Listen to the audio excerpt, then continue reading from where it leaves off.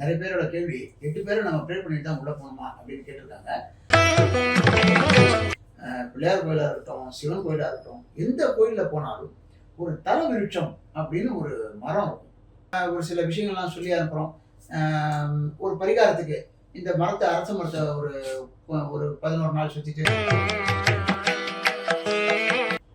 5 பேர் சாட்சி சொன்னதா வந்து சீதைக்கு அதுல வந்து மரம் சாட்சி வந்து தப்பா சொல்லிடுச்சுன்னு அந்த மரத்துக்கு பலனே இல்லாம போயிடுச்சு. இப்போ பாத்தீங்கன்னா மரம் சொல்லக்கூடாது, அதை விருட்சம் தான் சொல்லணும். அப்படி அந்த விருட்சம் இருக்கும்போது இப்ப சுவாமியை போய் ப்ரே பண்ணிட்டு வரோம். வெறும் சுவாமியை ப்ரே பண்ணா போதுமா? நமக்கு காரியம் கை கொடுமா? இல்லை இந்த தல விருட்சத்தையும் நம்ம வந்து சேர்த்து இது வணங்கணுமா? அதுக்கும் ஏதாவது முறை இருக்கா? தல விருட்சம்னு போட்டிருக்கோம். அது வந்து ஒரு சில கோயில்ல நான் பார்த்துருக்கேன், வளர்ந்துருக்கும், வளராம இருக்கும், பாதியிலேயே இருக்கும் அப்படின்னு நான் பார்த்துருக்கேன். அப்போ ஏதோ ஒரு இடத்துல ஒரு கோயில்ல ஒரு தல விருட்சம் இருக்கு.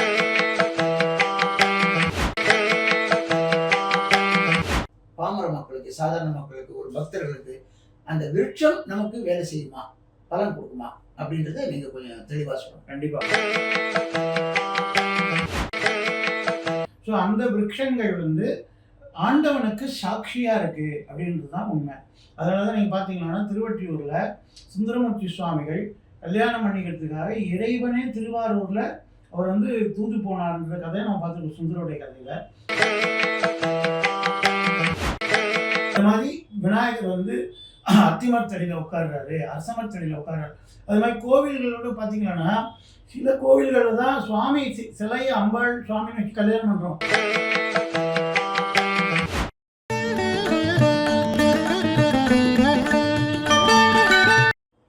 ஸ்ரீ குருபியோ நமஹா. அகஸ்தியர் அதிர்ஷ்ட ஜோதிடம் நிறுவனர் என் சீதாராமன் அவருடன் இணைந்து உங்கள் கே ஸ்ரீதரன் புதிய காணொலியோடு இங்கே வந்திருக்கோம். நீங்கள் தரக்கூடிய ஆதரவுனால்தான் தான் இத்தனை காணொலிகள் நாங்கள் வெளியிடுவதற்கு ஒரு உத்வேகத்தை கொடுத்துருக்கு. அதுக்கு உங்களுக்கு முதற்கண் நன்றிகளை தெரிவிச்சுட்டு நீங்கள் ஒரு புதிய சப்ஜெக்டோடு தொடங்குவோம். வணக்கம் ஐயா. வணக்கம். அதாவது பொதுவாக கோவிலில் பார்த்தீங்கன்னாக்கா நம்ம போகிறோம். நீங்கள் ஒரு இதில் பேசியிருக்கீங்க, அஷ்டதிக்பாலர்கள் இந்த 8 பேரையும் ப்ரே பண்ணிட்டு தான் உள்ளே போகணும், சுவாமி கிட்ட போகணும் அப்படிலாம் வந்து சொல்லியிருக்கீங்க ஒரு வீடியோவில். அதை பற்றி தெளிவாக ஒரு அடுத்த வீடியோவில் நம்ம பார்ப்போம். நிறைய பேரோட கேள்வி 8 பேரும் நம்ம ப்ரே பண்ணிட்டு தான் உள்ளே போகணுமா அப்படின்னு கேட்டிருக்காங்க. அதை பற்றி நம்ம பேசுவோம். கோஷ்டமூர்த்தங்கள்னு பேர். ஆமாம். அதுக்கு முன்னாடி எனக்கு ஒரு சந்தேகம், நேயர்களுக்கு அவங்களுக்கும் தெளிவுபடுத்துகிற மாதிரி.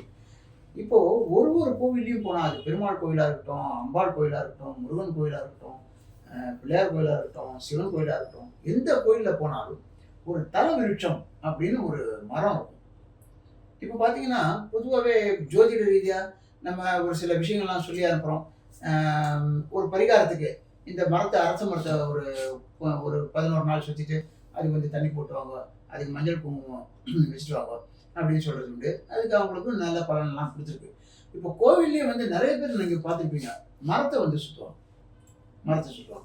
ஸோ அப்போது அந்த மரத்துக்கு உண்டான பலன் இப்போது உதாரணத்துக்கு உங்களுக்கு தெரியும், இந்த கயாவில் வந்து பார்த்தீங்கன்னா 5 பேர் சாட்சி சொன்னதாக வந்து சீதைக்கு அதில் வந்து மரம் சாட்சி வந்து தப்பாக சொல்லிடுச்சுன்னு அந்த மரத்துக்கு பலனே இல்லாமல் போயிடுது. ஆனால் அங்கேயும் தல விருட்சம் இருக்குது. ஸோ அப்படி பார்க்கும்போது இந்த தல விருட்சம் ஒரு கோவிலில் ஒரு மரம் கட்டாயமாக இருக்கணும், இருக்குது. அந்த மரத்துக்கும் இப்போ பார்த்தீங்கன்னா மரம் சொல்லக்கூடாது, அதை விருட்சம் தான் சொல்லணும். அப்படி அந்த விருட்சம் இருக்கும்போது இப்போ சுவாமியை போய் ப்ரே பண்ணிட்டு வரோம். வெறும் சுவாமியை ப்ரே பண்ணால் போதுமா? நமக்கு காரியம் கை கொடுமா? இல்லை இந்த தல விருட்சத்தையும் நம்ம வந்து சேர்த்து இது வணங்கணுமா? அதுக்கும் ஏதாவது முறை இருக்கா? இப்போ ஜோதிட ரீதியாக நீங்கள் பார்த்தீங்கன்னாக்கா நாங்கள் சொல்லுவோம், அரச மரத்தை வணங்கிட்டு வாங்க, ஆலமரத்தை போய் வணங்கிட்டு வாங்க. இந்த ரெண்டும் சேர்ந்து மரத்தை வணங்கினாக்கா புத்திர பாக்கியம் வந்து ரொம்ப சீக்கிரமாக உங்களுக்கு கிட்டும் அப்படின்றது நிறைய மரத்தினால. இப்போ ஒரு நட்சத்திரத்துக்கும் ஒரு மரமே உண்டு, ஒரு விருட்சம் உண்டு. அந்த நட்சத்திரத்துக்கு உண்டான அந்த விருட்சத்தை வந்து நம்ம ப்ரே பண்ணாக்கா பல விஷயங்கள் நமக்கு கண் கூட நடக்கும், கை மேலே பலன் இருக்கும். ஸோ ஜோதிட ரீதியாக அப்படின்னு பார்த்தீங்கன்னா விருட்சத்துக்கும் ஜோதிடத்துக்கும் நிறைய சம்மந்தம் இருக்குது. எல்லாத்துக்குமே விருட்சம் உண்டு. ஸோ இப்போ நான் கேட்குற கேள்வி என்னென்னா, ஆன்மீகத்தில் இப்போ ஜோதிடத்துல நான் உங்களுக்கு சொன்னேன், ஆன்மீகத்துல ஒரு கோவில்ல ஒரு விருட்சம் இருக்கு. அது மூங்கிலா இருக்கலாம், ஆலமரமா இருக்கலாம், அரச மரமா இருக்கலாம், வேற ஏதாவது பூ வகைகளா இருக்கலாம். தல விருட்சம்னு போட்டிருக்கோம். அது வந்து ஒரு சில கோயில்ல நான் பார்த்துருக்கேன், வளர்ந்துருக்கும், வளராம இருக்கும், பாதியிலேயே இருக்கும், அப்படின்னு நான் பார்த்துருக்கேன். அப்போ ஏதோ ஒரு இடத்துல ஒரு கோவில்ல ஒரு தல விருட்சம் இருக்கு. இது ஒரு அந்த டைரக்ஷன் கூட ஒரு சில டைரக்ஷன்ல வச்சிருப்பாங்க அந்த தல விருட்சத்த. இப்போ உதாரணத்துக்கு பார்த்தீங்கன்னாக்கா, பட்டினத்தார் கோவில்ல பார்த்தீங்கன்னா, அந்த தல விருட்சம் வந்து பேய்க்கரும்பு. இப்போ அந்த மாதிரி அந்த அந்த பேய்க்கரும்பை வச்சு தான் அந்த பட்டினத்தாருக்கு வந்து பாடலே பாடியிருக்காரு. பாடலே பாடியிருக்கார். அருளும் கிடைச்சது. அந்த கரும்பு வச்சு தான். அந்த விருட்சத்தை வச்சு தான். ஸோ அந்த விருட்சத்தை வச்சு அவருக்கு அந்த ஒரு நற்பலன் கிடைக்கிற மாதிரி, நமக்கு ஏதாவது பாமர மக்களுக்கு, சாதாரண மக்களுக்கு, ஒரு பக்தர்களுக்கு அந்த விருட்சம் நமக்கு வேலை செய்யுமா? பலன் கொடுக்குமா? அப்படின்றத நீங்க கொஞ்சம் தெளிவா சொல்லணும். கண்டிப்பா.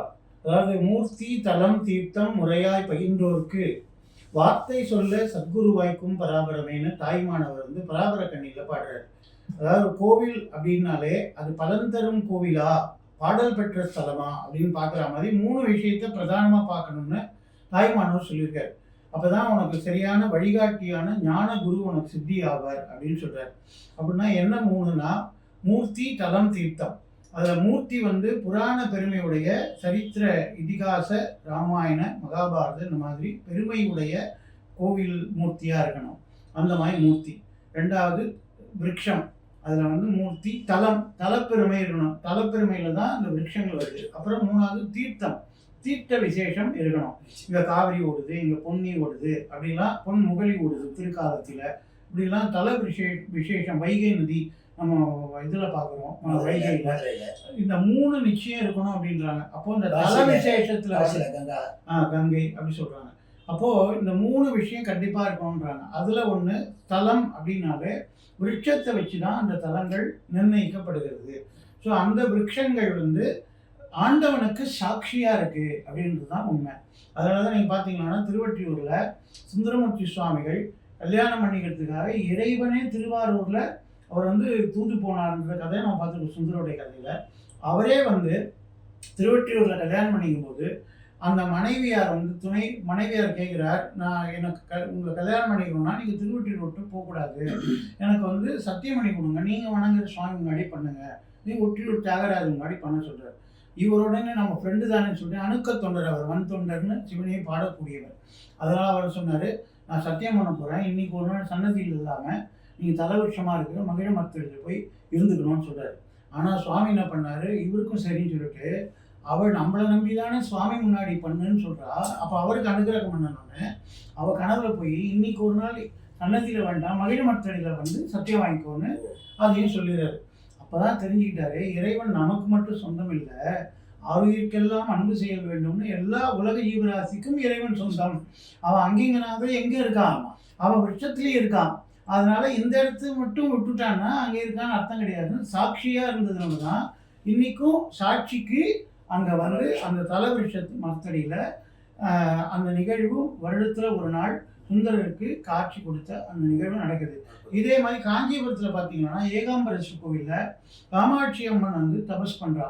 தபஸ் பண்ணதுக்காக அங்க மாமரம் பாத்தீங்கன்னா விசேஷம். இந்த 4 கலையில 4 விதமான சுவையுடைய மாங்கனிகள் காய்க்கிறதுனா அங்க மாவடி சேவையினே வருஷத்துல ஒரு நாள் நடக்கிறது. மதுரையில பாத்தீங்கன்னா வன்னியும் கிணறும் சாட்சி சொன்ன படலம்னே ஒரு படலம் பரஞ்சோதி முனிவர் 64 திருவிளையாடல பாடியிருக்காரு. ஒரு சாட்சி சொல்றதுக்காகவே ஒரு மரம் வந்து சொல்லியிருக்கு அப்படின்னா, அப்போ மரம்னு கிடையாது, அதெல்லாம் சாட்சிகள். அப்போ அந்த சாட்சியா இருக்கிறது பார்த்தீங்கன்னா, உதாரணத்துக்கு இன்னும் புரியும்படியா சொல்லணும்னா, நம்ம வீடுகளில் எப்பவும் தான் கிருஷ்ணர் பொம்மை இருக்கு, எப்பவும் தான் வந்து விக்கிரகங்கள் தான் இருக்கு, பொம்மைகள்லாம் இருக்கு, படங்கள் இருக்கு, பூஜை பண்ணிட்டு இருக்கோம் நித்தியமே. ஆனா கிருஷ்ண ஜெயந்தின்னு வந்துட்டா அப்போ நம்ம என்ன பண்றோம்னா விசேஷமா ஒரு புன்னமலக்கரையை வாழ்ந்து வச்சு அலங்காரம் பண்றோம்.